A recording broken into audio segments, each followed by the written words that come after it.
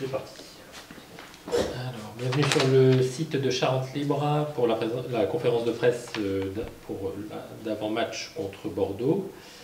Le Soyou affronte Bordeaux le samedi à 14h30. Je suis en présence de Laura Bourgoin et de Michel Bradaya. On commence par revenir sur le match contre Montpellier qui a eu lieu samedi dernier où vous avez fait match nul. 2-2, c'était quand même une belle performance. Je pense qu'il y a longtemps que vous n'aviez pas réussi à ramener des points de Montpellier. Ça doit être bon pour le moral.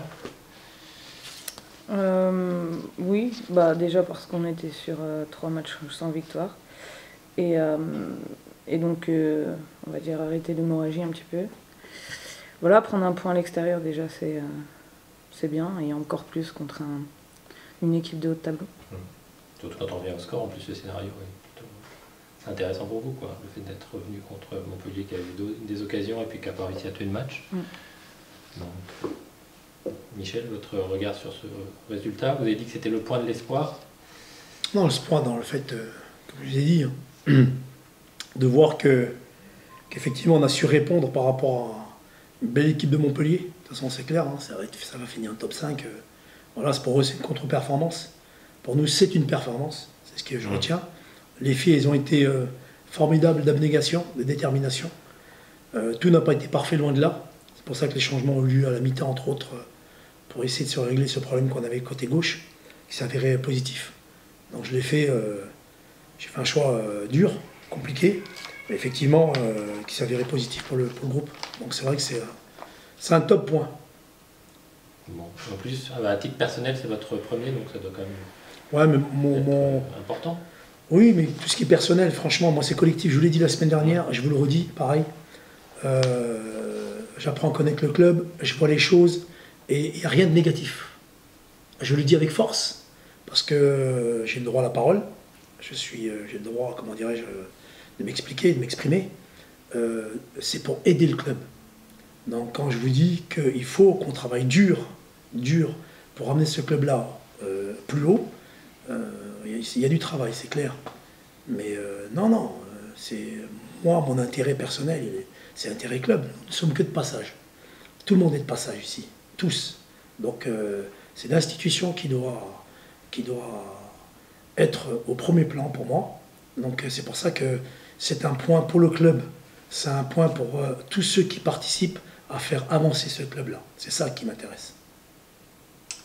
Ok, bon. Donc, dans vos déclarations d'après-match, vous avez dit que vous aviez, effectivement, en conférence de presse d'avant-match, piqué un peu certaines joueuses, et a priori avec succès. Vous le dites si bien. Je sais aussi de temps en temps, et c'est mon rôle dans la communication, je le dis, savoir piquer certaines joueuses en attente d'une réaction. Quand on regarde sur ce match-là, les joueuses offensives ont répondu, en tout cas plus qu'à l'habitude, avec l'aide des milieux, des défenseurs. Donc là, on a pu retrouver du relais milieu attaquant. En plus, logiquement, on marque le premier but sur pénalty avec une belle phase, avec un bel appel. Et on revient au score, pareil. Pareil, les changements qu'on a effectués sont avérés positifs. Je leur ai dit, quand on rentre, on doit apporter quelque chose à l'équipe. Ça a été le cas. Et en plus, on s'est projeté beaucoup vers l'avant. C'était l'objectif pendant la semaine de vraiment toujours se projeter vers l'avant parce que je savais, sur ce que je voyais en vidéo, que Montpellier pouvait avoir des difficultés dans ce secteur-là. Donc les 2 buts viennent de là et ça me plaît bien. Ça me plaît bien. Bon. On a l'impression, quand on regarde le classement, que Bordeaux, c'est quand même un tour en dessous de Montpellier. Ça veut dire qu'il y a peut-être le moment d'arriver enfin à battre Bordeaux, à remporter ce derby qui vous fuit depuis longtemps. En dessous de Montpellier, je sais pas, parce que c'est pas parce qu'aujourd'hui elles sont classées à ce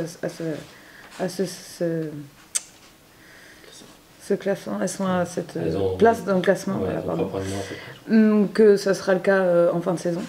Et voilà, peut-être qu'elles aussi, elles n'ont pas forcément bien démarré. Et on ne sait pas en fait ce qui peut se passer jusqu'à la fin de saison. Maintenant, oui, à l'heure actuelle, peut-être qu'elles sont prenables, on va dire, plus que les années précédentes. On verra, à nous de faire le travail pour espérer au moins un point et voir la victoire. Michel, vous pensez aussi que Bordeaux est peut-être plus abordable que Montpellier? Non. Ça, faut arrêter avec tout ça, là. Sincèrement, faut arrêter. Sincèrement, toutes les équipes, bien sûr, quand vous avez des équipes comme Montpellier, qui venaient de faire 2-2 contre Paris Saint-Germain au passage, donc quand on dit qu'ils étaient peut-être moins bien, etc., peut-être, moi je dis non. Elles sont à leur place actuellement, elles ont pris des points des endroits que d'autres ne prendront probablement pas. En tout cas, nous, déjà, à Paris, on n'a pas fait nul, on a perdu, donc c'est déjà une chose. Eux, ils ont fait nul. Ensuite, non, toutes les équipes sont dangereuses. Toutes les équipes, pour moi. Donc moi, je ne mets pas une plus en haut, en bas. Je joue à chaque fois les matchs en m'occupant beaucoup de mon équipe. Beaucoup. Je donne des informations aux équipes adverses. Mais franchement, on doit nous travailler, être performants nous, trouver du liant, avoir une qualité de jeu qu'on trouve petit à petit. On a beaucoup de travail. Mais voilà, après, moi, Bordeaux, c'est costaud, c'est clair. Peut-être qu'eux aussi ne sont pas à leur place actuellement. Hein. J'ai vu des vidéos costauds. On a joué un match amical contre eux, on a bien vu. Hein. Le résultat, il est clair. Hein. Donc, voilà. Il faut faire attention à tout le monde. Okay. Mais puis, on a quand même l'impression que le championnat se resserre un peu. Voilà, que Paris est moins dominateur, Lyon est moins dominateur, et que même des équipes comme Montpellier arrivent maintenant à accrocher Paris. Enfin, voilà, il y a plus.